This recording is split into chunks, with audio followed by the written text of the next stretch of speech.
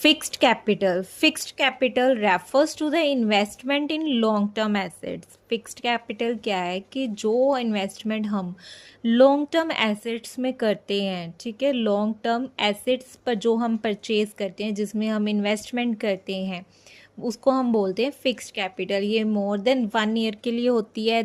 For example plant and machinery, furniture etcetera, ये सब चीज़ें हम जो भी एसेट्स हैं ये हम 1 ईयर से ज़्यादा टाइम पीरियड के लिए हम इन्वेस्ट करते हैं इसमें, तो इसको ये हो जाती है हमारी फिक्स्ड कैपिटल।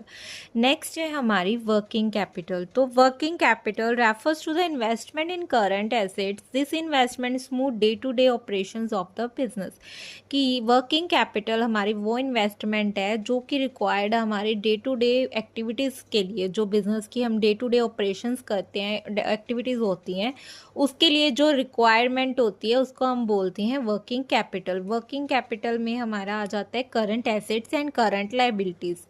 करंट एसेट्स वो होते हैं that can be converted into cash with in a period of 1 year, जो कि 1 ईयर के पीरियड के अंदर हम उसको कन्वर्ट कर लेते हैं, like marketable securities, bill receivables, debtors, cash in hand. ठीक है, ये सब चीज़ें हम पीरियड ऑफ 1 ईयर के अंदर हम इसको कैश में कन्वर्ट कर सकते हैं। तो ये है हमारे करंट एसेट्स। करंट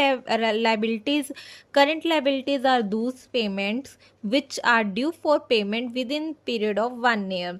ये भी वही है कि करंट लायबिलिटीज़ है जो भी हमारी पेमेंट्स हैं जो कि हमने विद इन 1 ईयर पे करनी है, तो वो हमारी करंट लायबिलिटीज़ हो गई। ठीक है, तो ये हो गई like bills payable, creditors, outstanding expenses.